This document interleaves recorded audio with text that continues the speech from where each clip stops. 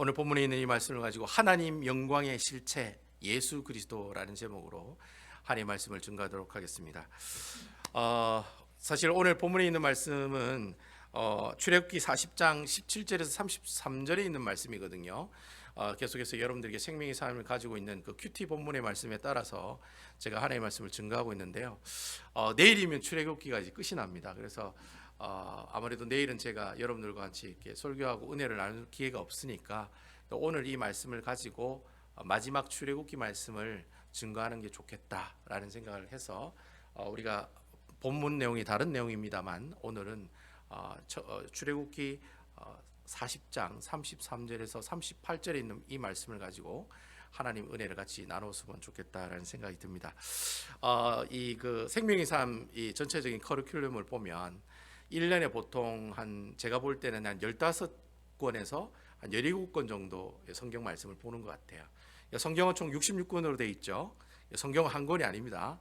성경은 39, 27 이렇게 외우시면 됩니다. 구약 성경은 39권이고 신약 성경은 27권입니다. 합쳐서 66권입니다.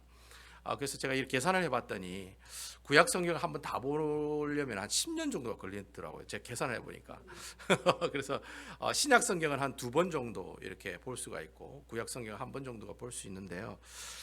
제가 10년 동안 열심히 설교해야 여러분들과 함께 창세기부터 요한계시록까지 쭉 말씀을 한번 살펴보는 그런 시간을 갖는데, 여러분 평생을 살아가시면서 창세기 1장부터 요한계시록 마지막 22장입니까? 22장에 있는 말씀까지 한번 다 이렇게 같이 살펴본다는 게 얼마나 큰 은혜인지 모릅니다. 이런 은혜가 지속되는 모습이 있기를 주님의 이름으로 축원을 드리겠습니다. 10년 지나면 우리 장장로님 살아계실 줄로 믿습니다. 예. 우리 오집사님 확실하게 살아계시죠? 예. 우리 조건사님 10년 계시죠? 아멘이죠? 아멘입니다. 우리 권사님이 연배가 제일 지금 많으신데 그때 되면 아마 90 좀 넘으실지 모르겠습니다. 어쨌든 건강한 모습으로 함께 하실 줄로 믿습니다. 어쨌든 문 목사가 요한계시록 마지막 장까지 설교하는 그날까지 분명히 살아계시고 함께 하시는 그런 은혜가 있기를 소원합니다. 예, 어쨌든 여러분 그런 은혜가 여러분들과 함께 있기를 원하고요. 설교를 하는 저에게도 그런 은혜가 있었으면 하는 것이 간절한 바람입니다. 그래서 여러분 제가 오늘 그 생명의 삶에 있는 올해 저희들이 어떤 내용을 보았냐면은 여러분 요한 1, 2, 3서를 저희들이 봤어요. 예, 기억나시죠? 그리고 마태복음을 봤고요.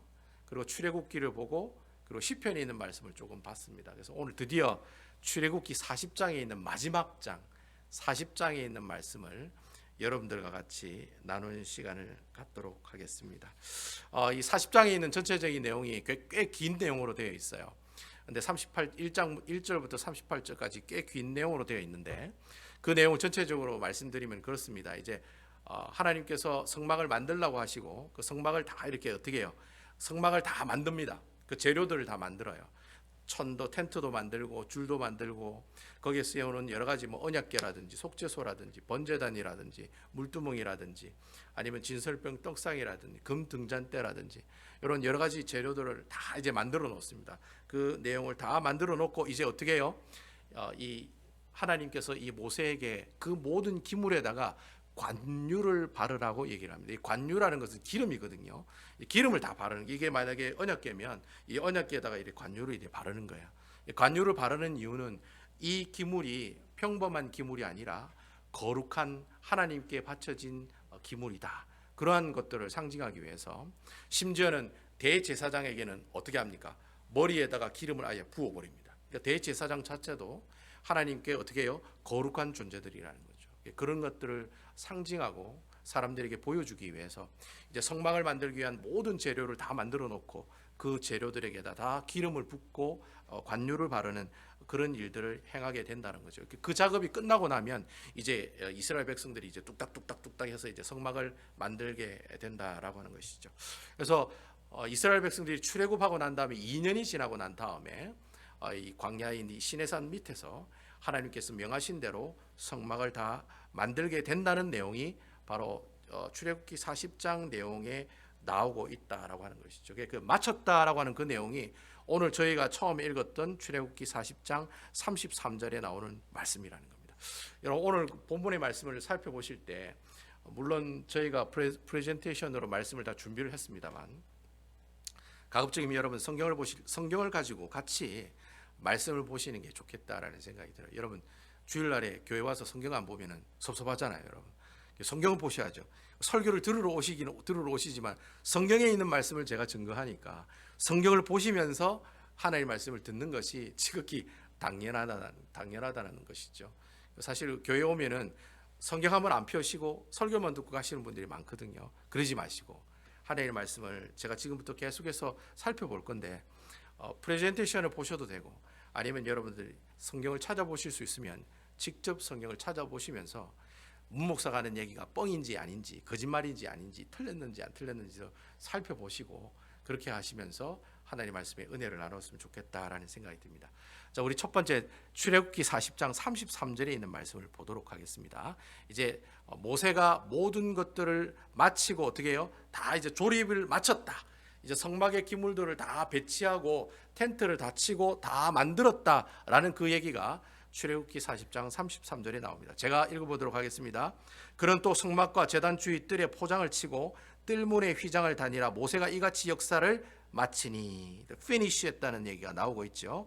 그리고 34절과 35절에 있는 말씀을 우리 다 같이 한번 읽어보도록 하겠습니다. 여러분과 같이 읽어보도록 하겠습니다. 34절, 35절입니다. 시작.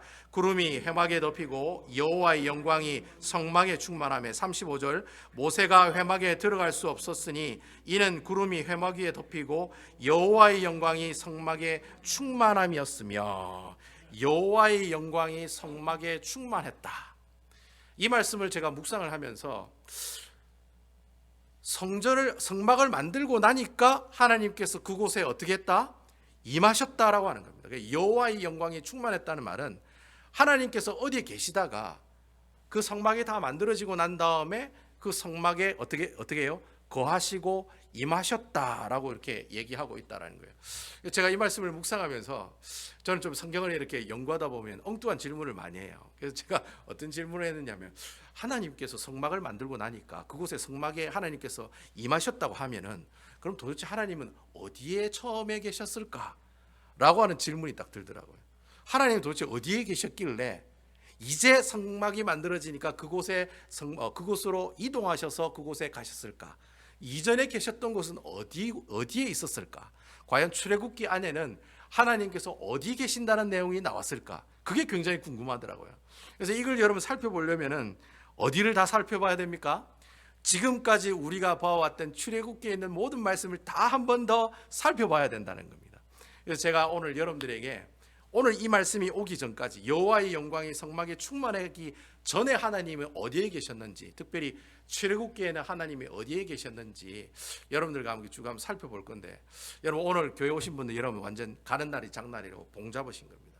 여러분 지금까지 출애굽기 얼마나 많이 설교했습니까? 제가 계산을 해보니까 3달 동안 설교를 했더라. 3달 동안. 4, 5, 6, 7 거의 4달이네요. 3, 4, 5, 6, 7 거의 3개월 동안 제가 출애굽기를 수요일 날에도 설교하고 토요일 새벽 기도에도 설교하고 주일 날에도 설교하고, 아마 어떤 분들은 들으시면 좀 지겹게 들릴 수도 있을 거예요. 야, 저거 어떻게 언제 끝나나? 출애굽기가 40장까지 있는데 언제 끝나나 했는데 오늘 끝나게 되네요. 그래서 제가 오늘 여러분 앞에 있는 과연 그러면 출애굽기 하나님은 어디에 계셨느냐 한번 제가 처음부터 쭉 이렇게 간략간략하게 여러분들에게 소개를 해드릴 거거든요. 이게 굉장히 중요해요. 도대체 하나님이 어디에 계셨길래 성막이 만들어지니까 하나님 그곳에 임하시고 앉으셨다고 얘기하시는지, 도대체 어디에 계셨을까? 그 생각을 하시면서 출애굽기에 있는 말씀을 한번 전반적으로 살펴보도록 하겠습니다. 여러분 그 출애굽기를 처음 시작할 때 모세가 하나님을 만나면서부터 시작이 됩니다. 여러분 그 기억하고 계시죠? 모세가 하나님을 만났을 때부터 출애굽기가 시작이 돼요. 어디에서 만났습니까? 어디에서 만났죠? 예, 우리 권사님이 얘기하시네요. 권사님 감사합니다. 시내산에서 만났습니다. 시나이 마운틴에서 만났어요. 마운틴 오브 시나이에서 만났어요. 시내산에서 하나님께서 모세를 만났습니다. 여러분 이 출애굽기에 나오는 메인 캐릭터는 모세입니다. 모세스가 주인공입니다. 그래서 여러분 출애굽기에 보시면 모세라고 하는 사람이 처음에 막 나와요. 어릴 때 뭐 이렇게 됐었는데 우여곡절로, 원래 이 모세는 이스라엘 백성이죠. 히브리 사람이었어요. 근데 우째 우여곡절 끝에 애굽의 왕자로 살아갑니다. 이게 애굽이라는 뜻은 지금의 이집트를 얘기합니다. 이집트의 왕자로 살아가게 돼요. 근데 어느 날 이 모세가 지나가다가 자기 지금 백성들은 다 노예로 있지 않습니까? 이스라엘 백성들 그 당시 애굽에 노예로 있었거든요. 430년 동안 노예로 살고 있었어요. 노예로 있었는데 그 애굽 사람이 한 사람이 이스라엘 노예를 한 사람 막 패는 거예요. 때리는 거예요. 그러니까 이 모세가 자기 피는 히브리 사람이잖아요. 이스라엘 사람이잖아요. 그러니까 자기 백성이 맞고 있는 거 보고 가만히 있겠습니까? 그 애굽 사람을 쳤어요. 그런 그 애굽 사람이 죽고 말았어요. 그러니까 이스라엘 백성인 이 모세가 애굽 사람을 죽였으니까 어떻게 됩니까? 결국에는 도망을 가게 되는 거죠. 잡히면 죽으니까 아무리 자기가 왕자의 신분이라 할지라도 애굽 사람을 죽였기 때문에 이 나라에서 가만히 있지가 않거든요. 그러니까 이 모세가 도망을 가게 돼요. 모세가 도망을 가는데 어디로 도망갑니까? 동쪽으로 도망을 갑니다. 성경에 보면은 공통된 특징이 있는 것 같아요. 죄를 지면 어느 쪽으로 도망을 가요? 동쪽으로 다 도망을 가요. 모세도 동쪽으로 도망을 갑니다. 동쪽으로 도망을 가다가 어디를 갔냐면 미디안 광야라는 곳에 도착을 해요. 거기서 40년 동안 이제 여자도 만나고 결혼하고 목동 생활을 40년 동안 하게 된다는 거죠. 이게 양을 키우는 사람으로 40년 동안 살아가게 된다는 겁니다. 그때 살아가고 있을 때 하나님께서 모세를 시내산에서 부르십니다. 그리고 시내산에서 만나게 되는 거예요. 그러니까 어떻게 만납니까? 불타는 떨기나무를 시내산 가운데서 발견하게 되죠. 분명히 떨기나무가 타고 있는데 불이 있는데도 타지 않는 거예요. 근데 그 가운데 누구의 음성이 들립니까? 하나님의 음성이 들린 거예요. 모세야 모세야 내가 선 것은 거룩한 것이니 내 신을 벗으라. 그래서 벗어서 하나님께서 그 모세와 하나님이 그 시내산이라는 곳에서 처음 만나는 그 만남을 갖게 되었다는 거예요. 처음 이 하나님께서 이 모세를 만났을 때 다짜고짜 뭐라고 얘기하시냐면은 앞에 있고 뒤에 있는 얘기 다 떼가지고 뭐라고 얘기하셨냐면은 출애굽기 3장 12절에 보면은 어떤 약속을 해요. 모세와 하나님이 처음에 만나고 난 다음에 하나님이 모세에게 약속을 하는 내용이 나옵니다. 그 내용이 출애굽기 3장 12절에 나와요. 출애굽기 3장 12절에 있는 말씀 여러분 보이시죠? 여러분 성경을 보실 수 있는 분은 성경을 보시면 됩니다. 출애굽기 3장 12절입니다. 제가 읽겠습니다. 하나님이 이르시되 내게 반드시 너와 함께 있으리라. 내가 그 백성을 애굽에서 인도하여 낸 후에 너희가 이 산에서 하나님을 섬기리니 이것이 내가 너를 보낸 증거니라. 하나님이 모세에게 뭐라고 얘기했냐면 모세 네가 나중에 그 노예로 있는 이스라엘 백성들 다 탈출시켜 가지고 다시 이 시내산에서 누구를 만나요? 하나님을 만날 것이라라고 얘기하고 있다는 거예요. 바로 그것이 이스라엘 백성들이 어떻게 해요? 하나님께 예배드리는 장소가 될 거야. 뜬금없이 모세를 만나고 난 다음에 하나님께서 모세에게 너 나중에 이곳에서 다시 만날 거야. 그리고 네가 데려온 이스라엘 백성들이 나를 향해 어떻게 할 거야? 예배 드릴 거야 라고 얘기하셨다는 거예요. 자 여러분 하나님께서 출애굽기 3장 12절에 이렇게 약속하신 이 내용이 이루어질까요? 안 이루어질까요? 그 이루어지는 내용이 출애굽기 19장에 나와요. 그래서 여러분 출애굽기 19장에 이제 모세가 이스라엘 백성들을 애굽에서 탈출을 시켜요. 그러니까 홍해 바다를 건너고 이제 광야길로 접어들어서 이제 시내산까지 오게 되는데 3개월 정도가 걸립니다.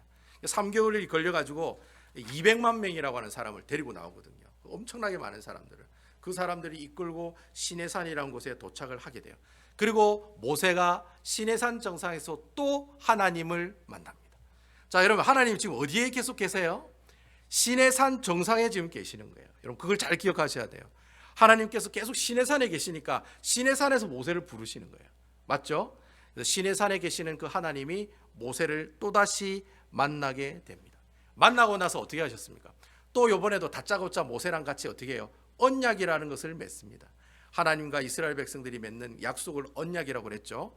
말씀 언자 약속 약자라고 해서 언약이라고 했어요. 그 언약이 바로 그 유명한 시내산 언약이다라고 하는 겁니다. 그러니까 시내산에서 하나님이랑 모세랑 같이 약속을 한 그 내용을 시내산 언약이라고 한다는 거예요. 그 시내산 언약이 출애굽기 19장 5절에서 6절 말씀에 나옵니다. 제가 출애굽기 19장 설교할 때 이 말씀이 굉장히 중요하다고 제가 말씀을 드린 적이 있어요. 여러분 혹시 기억나시는 분 있으신지 모르겠어요.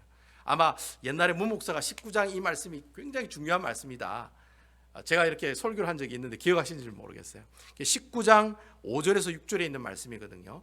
이 말씀 제가 여러분 한번 읽어드리도록 하겠습니다. 여러분 프레젠테이션을 보시면 19장 5절에서 6절에 있는 말씀, 또 성경에 보시면 나와 있습니다.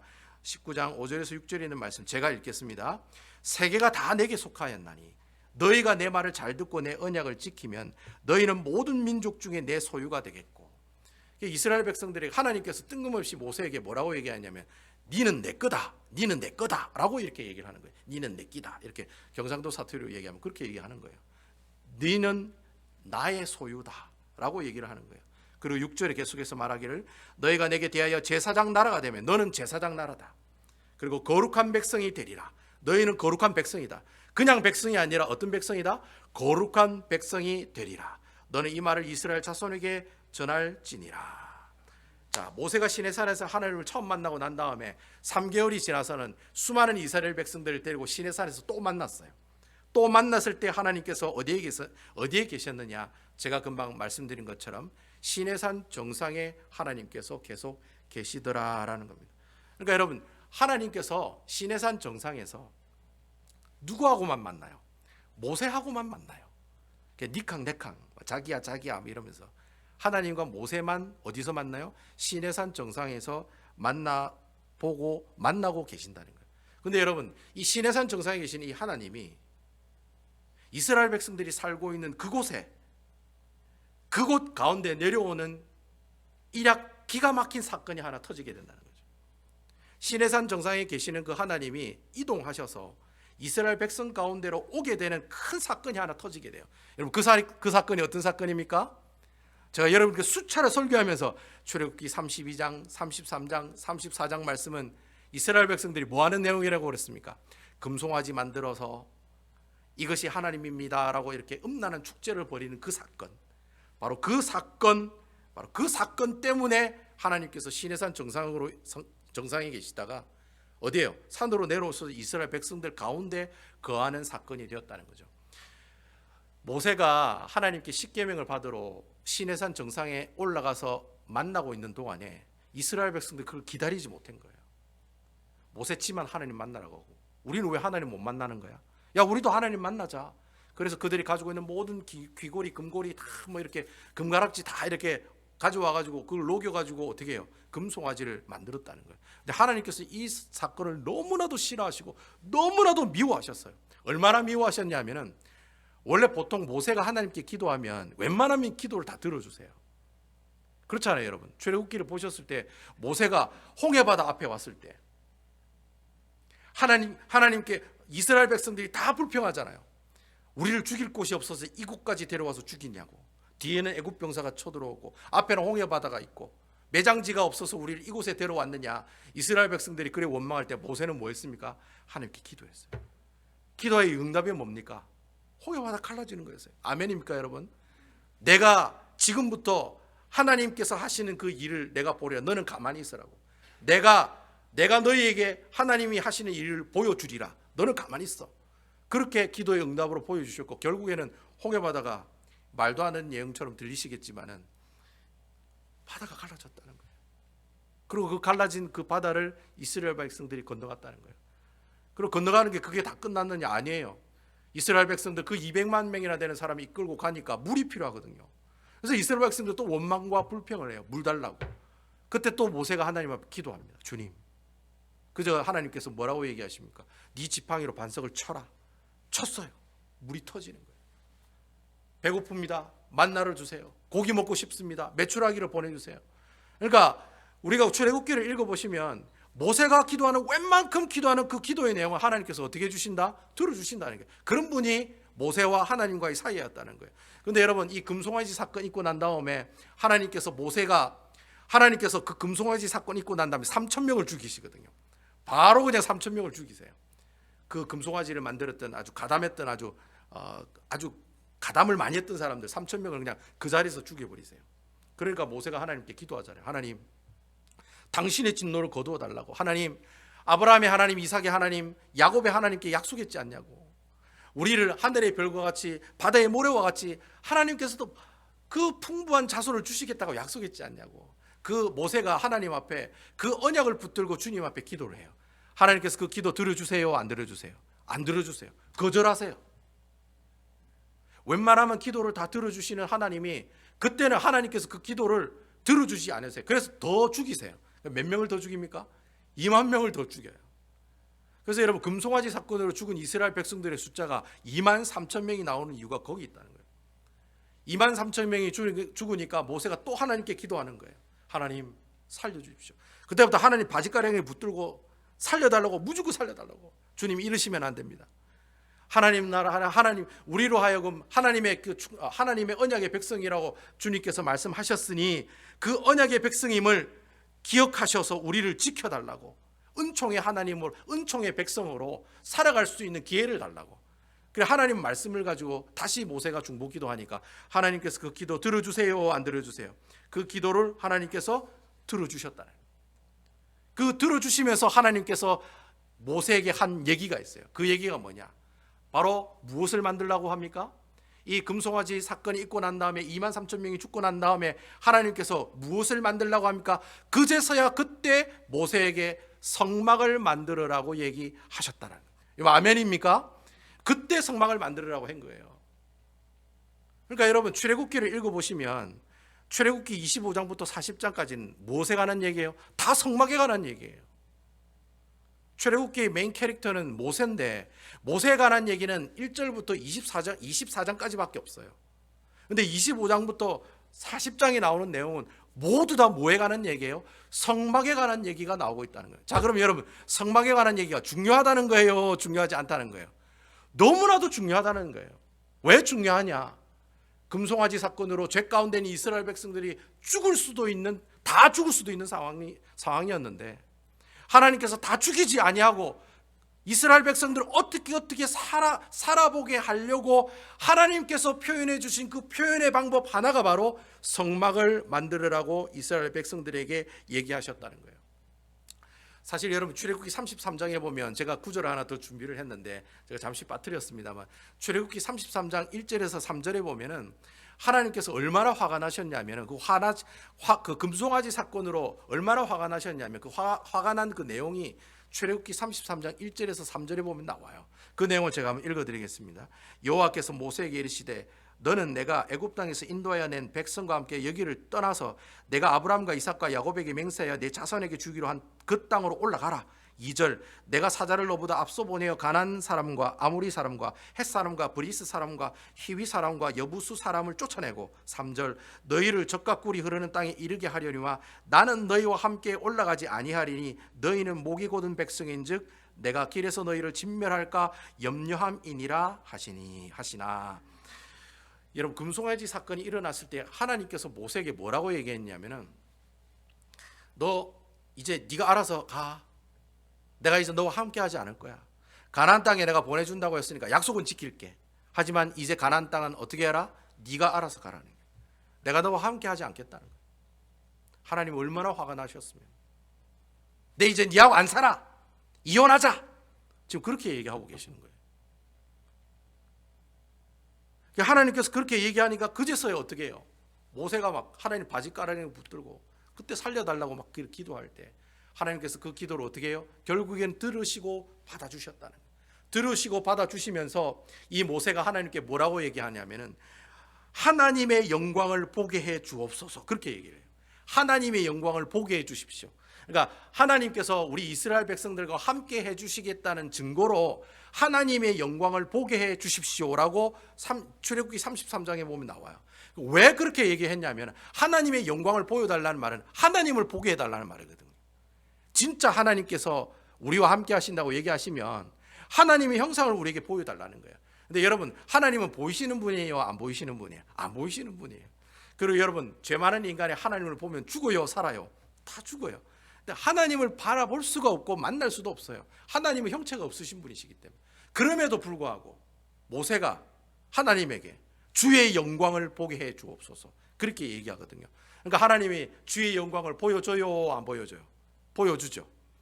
그래, 좋아. 그럼 나의 모습을 보여준다고 해서 사람의 형체의 모습을 보여준다는 말이 아닙니다. 하나님의 그 전능하심, 하나님의 존귀하심, 하나님의 그 숭고하심, 그 모습들, 그 능력들을 어떻게 해요? 깨닫게 해주시겠다는 거예요.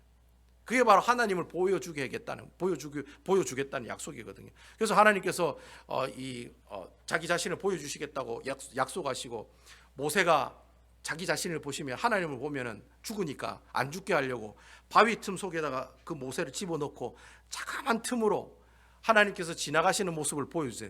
빛이 지나가시는 모습을 보여주시고, 모세가 하나님의 무엇을 봅니까? 등짝을 봤다고요. 등짝을. 하나님의 얼굴을 보여달라고 했는데 하나님 얼굴을 보여주지 않고 하나님의 등 부분을 보여주세요. 여러분, 등짝을 보여줬다면 하나님이 우리 사람처럼 이렇게 등이 있습니까? 이렇게 물어보시면 안 돼요. 그냥 등짝을 보여줬다는 말은 하나님의 영광 가운데 아주 미천한 아무짝에 관심도 안 간 그 부분을 얘기하면서 등짝이라고 그냥 얘기한 거예요. 여러분, 여기 계시는 여러분, 우리 원집사님, 제가 등짝 보면 그게 원집사님이라는 거 아니라는 거 제가 어떻게 압니까? 모르죠. 우리 권사님 뒷모습 보고 그 등짝 보고 저거는 우리 김 권사님이야, 박 권사님이야, 제가 우리가 어떻게 압니까? 모른다는 거예요.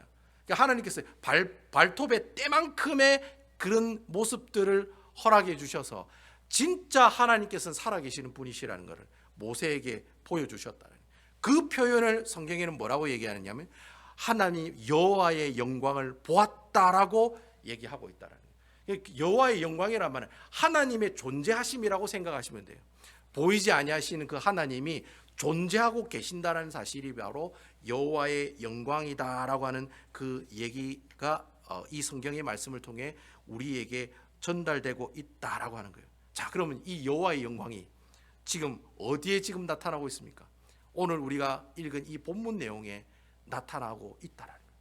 그 여호와의 영광이 어디에 임했다? 성막에 어떻게 해요? 충만하게 임했다라고 얘기하고 있는 거예요. 그러니까 이 말이 무슨 말이냐면은 하나님의 그 존재하심의 모습들이 이스라엘 백성들이 살고 있는 그곳 가운데 성막이란 곳에 오심으로 말미암아서, 자 보세요. 이전에는 하나님이 시내산 정상에만 계셨어요. 여러분, 시내산에 모세를 만날 때 하나님이 이스라엘 백성들에게 그렇게 얘기했습니다. 아무도 정상에 올라오면 안 된다. 올라오면 죽는다. 단 모세만 나와 함께 대면하여 얘기할 수가 있다. 모세만 올라와라. 시내산의 꼭대기에 계시는 그 하나님은 오직 모세만 대면하고 만나는 그런 역할을 감당하셨던 분이 금송아지 우상 숭배 사건을 통해서 하나님께서는 이제는 누구에게 자기의 모습을 보이시겠다고 얘기하고 있습니까? 이전처럼 모세에게만 내 모습을 보여주는 것이 아니라 누구에게도, 이스라엘 모든 백성들에게도 하나님의 존재의 모습들을 보여주시겠다라고 얘기하시고 만들게 한 것이 바로 성막이라고 하는 거죠. 여러분, 그럼 성막은 쉽게 설명하면 이스라엘 백성들에게 좋은 거예요, 나쁜 거예요? 좋은 거예요, 나쁜 거예요, 여러분? 여러분 이해가 잘 안 되시는 모양인데요. 이스라엘 백성들 입장에서는 이 성막이 너무나도 소중한 거예요, 소중하지 않는 거예요? 너무나도 소중한 거예요. 왜냐하면 이전에는 하나님께서는 시내산 꼭대기에 모세만 만나고 그곳에서만 계셨거든요. 그런데 이제 하나님께서 죄 짓고 다시 돌아온 그 이스라엘 백성들을 하나님께서 어떻게 하시고 너무 사랑하셔가지고 내가 그 백성들과 내가 함께 있어야 되겠다. 저들이 성막에 양과 염소와 곡식을 들고 그들의 죄를 회개하며 그 제물을 들고 오면 하나님께서 가지고 온 그 죄를 다 어떻게 해요? 하나님께서 제사장들이 성막 안에서 제사를 지내잖아요. 제사를 지내면 그 사람의 죄가 어떻게 해요? 그때 그 죄가 모두 다 없어지는 거예요. 아멘입니까? 죄 지은 이스라엘 백성들이 거룩하신 하나님을 계속해서 만날 수 있는 방법은 성막에 내가 양 한 마리 들고 가서 내가 이런 죄를 지었습니다, 내가 하나님께 제사를 드리고 싶습니다 라고 그 양을 하나님께 드리면 그제서야 그 성막에서 제사장들이 각을 뜨고 그것을 다 잡아가지고 불에 태워서 하나님께 태워 올려드리면, 그러면 그 사람의 죄가 결국 어떻게 해요? 사해지고 없애짐으로 해서 계속해서 누구를 섬기고 누구와 함께 동행해 살아갈 수가 있어요? 거룩하신 여호와 하나님과 함께 동행하며 살아갈 수 있게 된다라고 하는 거예요. 그래서 여러분, 제가 성막에 관한 설교를 하면서 성막 안에 있는 모든 기물들이 다 뭐라고 했습니까? 무엇을 상징한다고 그랬습니까? 예수 그리스도를 상징한다고 제가 말씀을 드렸잖아요. 지성소에 있는 법궤 속죄소 뚜껑도 예수 그리스도, 분향단도 예수 그리스도, 진설병 떡상도 예수 그리스도, 금 등잔대도 예수 그리스도, 물두멍이라고 하는 물을 씻는 성결케 하는 그 기구도 예수 그리스도, 재물을 태우는 그 번제단 예수 그리스도, 그리고 성막에 들어가기 위한 만든 문이 있어요. 그 문이 하나밖에 없어요. 그 성막 만드는 그 문도 누구를 상징한다고요? 예수 그리스도를 상징한다고 말씀드렸다라는 거예요. 자, 그럼 여러분, 오늘 하나님께서 우리에게 주신 이 성막에 여호와의 영광이 충만하게 임했다는 말을 우리가 다른 말로 어떻게 해석할 수 있겠습니까? 하나님께서 이스라엘 백성들의 죄를 없이 하시고 그들과 동행하고 함께 동행하기를 원하는 마음으로 성막을 이 땅에 주셨어요. 자, 그럼 오늘날 하나님께서는 우리에게 누구를 허락해 주셨습니까? 여러분, 이 성막이 누구를 상징하는 겁니까? 바로 예수 그리스도를 상징한다는 것입니다. 그 당시에는 여호와의 영광이 임하는 그 실체를 성막이라고 하는 도구를 통해서 하나님께서 이스라엘 백성들이 내가 너와 함께하리라, 임마누엘이신 그 하나님의 모습들을 성막이라고 하는 도구를 통해서 그들에게 보여주셨지만, 오늘날 우리들에게 하나님께서는 말씀의 육신이 되어 오신 예수 그리스도. 그래서 여러분, 요한복음 1장 14절에 보면은 사도 요한이 여호와의 영광이 성막에 충만하더라라는 이 말씀을 사도 요한이 그 내용의 의미를 담은 말씀 그대로 기록한 말씀이 있어요. 그 내용이 요한복음 1장 14절에 나오는 말씀이에요. 그 말씀 한번 살펴보도록 하겠습니다. 요한복음 1장 14절입니다. 요한복음 신약 성경이 있습니다. 여러분, 요한복음 1장 14절입니다. 요한복음 1장 14절 제가 읽겠습니다. 말씀이 육신이 되어 우리 가운데 거하시니 우리가 그 영광을 보니 아버지의 독생자의 영광이요 은혜와 진리가 어떻게 하더라? 충만하더라. 보세요. 말씀이 육신이 되어 오신 분이 여러분 누구이십니까? 예수 그리스도이십니다. 하나님께서 이 세상을 말씀으로 창조하셨어요. 뭐 예수를 처음 믿는 분들은 이게 잘 믿어지지 않겠지만 저는 그게 믿어집니다. 그런 사건들이 있었기 때문에 그건 제가 나중에 여러분들에게 시간이 나면 간증을 해드리도록 하겠습니다. 여러분, 하나님께서 말씀으로 세상을 창조하셨어요. 말씀으로 창조하신 그 하나님께서, 그 말씀 되시는 그 하나님이 육신을 입고 이 땅에 오신 분이 계신다는 거예요. 근데 그분이 누구이시냐? 성경은 바로 그분을 예수 그리스도, 바로 예수님이다라고 우리에게 얘기하고 있다는 거예요. 그러니까 사도 요한이 말씀이 육신으로 오신 그 예수님을 쳐다보니까, 사도 요한이 예수님 제자잖아요. 예수님을 내가 바라보니까, 그 예수님을 바라보니까 그곳에 뭐가 있다는 거예요? 하나님의 영광이 가득 차 있더라는 거예요. 그러니까 하나님의 영광이 가득 차 있다는 말이 무슨 말이냐면 바로 예수님 그 자체가 누구시라는 거예요? 하나님이시라는 거예요. 사도 요한이 예수님을 계속해서 지켜보고 예수님의 제자로 3년 동안 계속해서 지켜보고 살아가다 보니까 예수님 이꼬로 하나님이라는 거예요. 예수님을 보니 하나님이 가지고 계시는 모든 능력과 권세와 위엄과 가지고 있는 그 전지전능하신 그 능력이 누구에게 나타나더라는 거예요? 예수님에게 나타나더라는 거예요. 그래서 사도 요한이 고백하기를, 우리가 그 예수를 보니, 말씀이 육신이 된 예수님을 보니 하나님 여호와의 영광이 그 독생자 아들에게도 똑같이 그 영광이 나타나더라. 그 고백이 지금 요한복음 1장 14절에 나오는 말씀이라는 거예요. 자, 그러면 여러분, 구약의 이스라엘 백성들인 하나님께서 이 성막을 주실 때 왜 주셨을까요? 한마디로 얘기하면 대답을 어떻게 얘기할 수 있을까요? 왜 하나님이 이스라엘 백성들에게 성막을 주셨을까요? 왜 주셨을까요? 왜 주셨을까요? 사랑하니까. 하나님께서 이스라엘 백성들을 너무 사랑하니까 성막을 통해서 그들이 지은 죄를 사함받고 다시 하나님과 교제하고 하나님과 동행하는 삶을 살아가게 하려고 사랑하니까, 그놈의 정 때문에 좀 속된 말로 그놈의 정 때문에 우리가 살잖아요. 남편하고 살고 아내하고 살고 정 때문에 살잖아요. 뭐 사랑 때문에 사는 게 아니라 정 때문에 살잖아요. 안 그렇습니까? 저만 그런가요?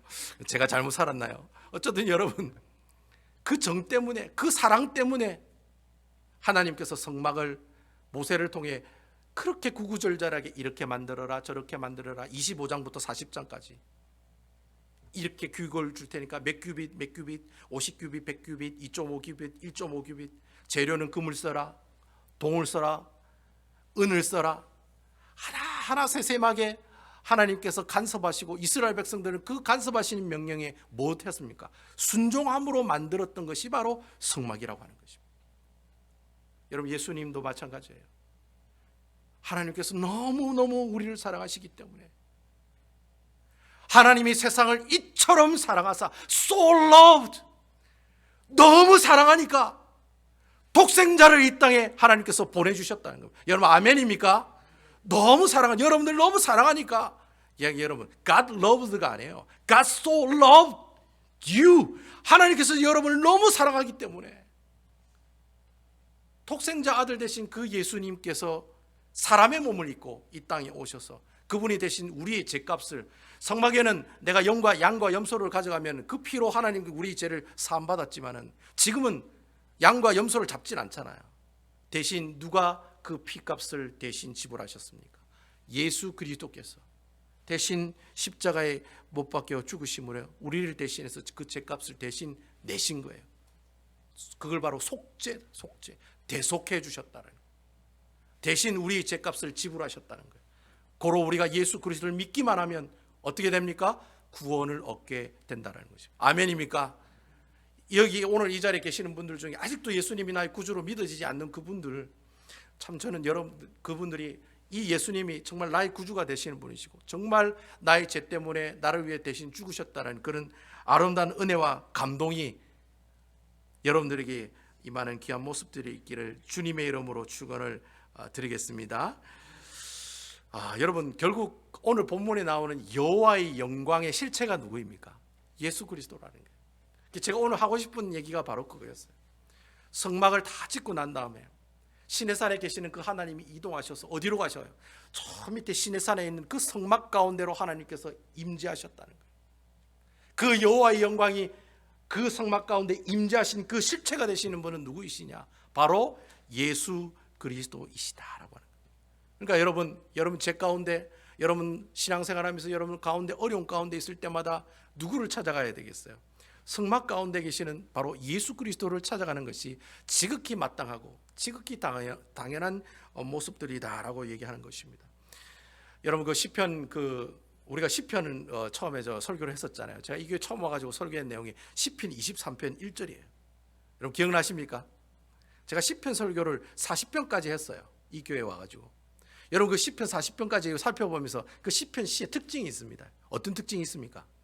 처음에는 주님 죽겠습니다. 이러실 수가 있습니까? 왜 주님께서 나에게 고개를 돌리시고 쳐다보지도 않습니까?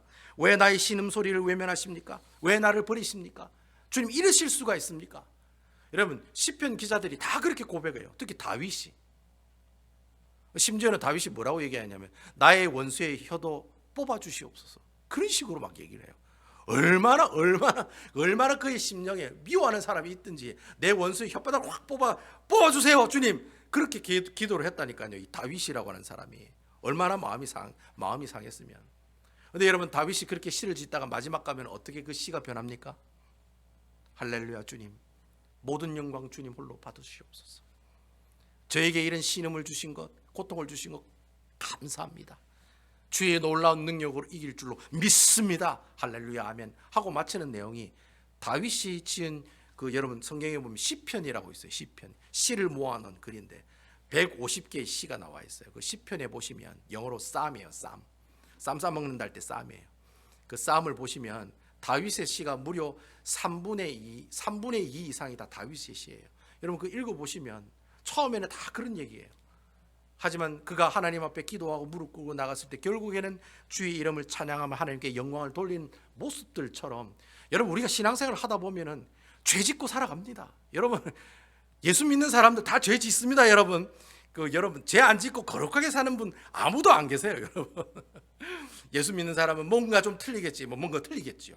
거짓말을 좀 덜 한다든지 사기를 좀 덜 친다든지, 사람을 좀 덜 미워하고 덜 싸우지, 안 싸우거나 사기 안 치거나 이러지는 않는다는 거예요. 다 한다는 거예요.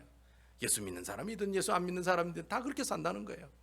여러분 그렇게 사는 모습들이 있지만은, 여러분 우리가 신앙생활 할 때면 그렇게 어려움이 있을 때 어디를 찾아가야 되겠어요? 여호와의 영광이 임재한 그곳이 어디입니까?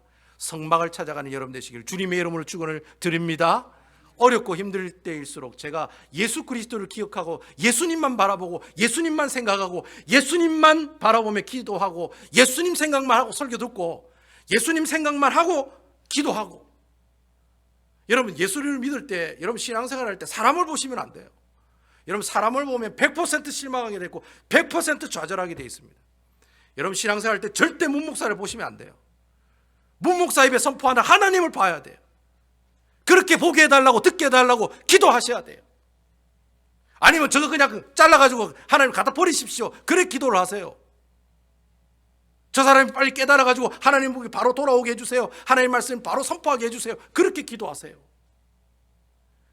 여러분 하나님 앞에 기도하고 하나님 앞에 무릎 꿇고 여러분들이 가지고 계시는 상처와 어려운 마음들을 누구에게 사람에게 찾아가서 얘기하지 말고 하나님한테 찾아가서 얘기를 하세요. 주님 섭섭합니다. 저분이 저한테 그래 얘기합니다. 너무 상처받습니다. 제가 이렇게 살았는데 저 사람이 이렇게 나를 대하고 있습니다. 너무 억울합니다. 여러분 시시콜콜한 것까지도 주님 앞에 기도 제목으로 가지고 나오세요. 성막으로 가지고 나오세요. 예수 그리스도 앞에 가지고 나오세요. 그게 나중에 쌓이면은 뭐가 돼요? 그게 바로 실력이 되고 믿음이 되는 줄로 믿으시기 바랍니다. 여러분 믿음이라는 게 하루아침에 뻥 튀게 하면서 뭐 튀겨지고 뭐 커집니까? 아니에요. 여러분 예수를 20년 30년 믿어도 예수님을 요만큼 만나는 사람들이 많아요. 예수를 3, 40년 평생 동안 교회 와서 하나님의 말씀 들어도 예수님을 요만큼만 만나는 사람들이 많아요. 그렇지만 여러분 요만큼이라도 조금씩 예수님을 만나면 어떻게 해요? 그게 나중에 나의 믿음이 된다라고 하는 것이죠. 그래서 그 사람을 보고 믿음이 참으로 대단하다.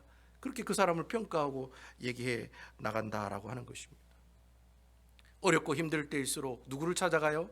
성막에 계시는 여호와의 영광이 임재하시는 그 실체가 되시는 예수님을 찾아가는 여러분 되시기를 주님의 이름으로 축원을 드립니다.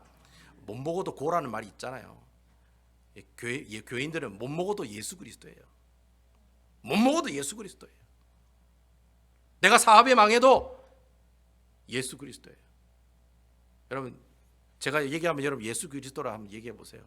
사업이 망해도, 내 몸에 암병이 생겨도 크게 하세요. 예수 그리스도. 뭐 예수 그리스도 얘기하는데 뭐 쪽팔립니까? 뭐가 쪽팔려? 예수 그리스도인데. 예? 남이 나에게 상처 주는 말을 해도 내가 하나님께 참으로 받은 그 복이 차고 넘쳐도 예수 그리스도. 하나님께서 예수 그리스도께서 다 주시는 거예요. 내 힘으로 내 능력으로 내 식대로 내 방식대로 하나님께서 내게 축복하시는 것이 아니라 내 심령과 내 마음속에 계시는 예수님 때문에 하나님 복을 주시는 거예요. 여러분 그걸 바로 아셔야 돼요. 여러분들이 지금 이민 사회에 와가지고 성공하시는 분도 있고 성공 못하시는 분들도 있고, 집이 있는 분들도 있고 집이 없는 분들도, 저처럼 집이 없는 사람도 있고, 여러분들 다 집 가지고 계시는 분도 계시고, 저보다 좋은 차 타고 계시는 분도 계시고, 저보다 안 좋은 차를 타고 계시는 분도 계시고, 이 모두가 다 누가 주시는 거냐? 예수 그리스도를 통해서 하나님께서 주신 거라는 거예요. 그래서 여러분 어렵고 힘든 일이 있을 때 누구에게 나와요? 예수님에게로 나오세요. 여호와의 영광이 임재하고 충만한 성막 가운데로 나오셔서 하나님께 호소하세요. 하나님께 기도하세요. 하나님께 부르짖으세요. 하나님께 매달리세요. 진짜 할 말 없으면은, 진짜 할 말이 없으면은 욕이라도 하세요. 여러분 욕이라도 하세요. 하나님 앞에 나와 욕이라도 하세요. 어떤 목사님이 그런 얘기를 합니다. 어떤 목사님이 그런 얘기를 합니다. 기도하러 나와가지고 할 말이 없으면 하나님한테 욕이라도 하라고. 욕이라도 하라고. 그럼 하나님께서 그 욕 들어주시고 그 사람 마음을 평안케 해주시고 위로해 주시고 치유해 주시는 역사가 나타날 줄로 믿습니다. 여러분 오늘 출애굽기 40장에 있는 이 말씀들을 우리가 마무리하면서, 출애굽기 40장에 나오는 이 출애굽기 주제가 뭐라고 했습니까? 임마누엘이신 하나님이라고 제가 말씀을 드렸습니다. 여호와께서 우리와 함께 동행하시는 것, 이게 바로 출애굽기를 통해 여러분들에게 하고 싶으신 말씀인 거예요. 바로 그 여호와의 영광이 실체가 되시는 분이 누구이시다? 예수 그리스도다. 내가 신앙생활하면서 내가 붙들고 내가 상담하고 내가 하나님께 찾아가고 하나님께 매달리고 하나님께 눈물 흘릴 분은 누구냐? 예수 그리스도. 예수 그리스도 앞에 나가서 그렇게 하나님께 무릎 꿇고 나갔을 때 그때 하나님께서 여러분들을 어떻게 해주시니 그때 여호와의 영광이 여러분 가운데 충만할 줄로 믿으시기 바랍니다. 아멘이시지요? 여러분이 교회잖아요. 성령 하나님께서 여러분 심령 가운데 다 계시잖아요. 여러분들이 교회잖아요. 내가 예수 그리스도를 내 심령 가운데 회복할 때 그때 하나님께서 내가 가지고 있는 문제를 다 해결해 주시는 것입니다. 아무쪼록 이 놀라우신 여호와의 영광의 주체가 되시는 실체가 되시는 예수 그리스도를 붙들고 살아가시는 우리 사랑하는 우리 배단위 교회 성도 여러분 다 되시기를 주님의 이름으로 축원드리겠습니다.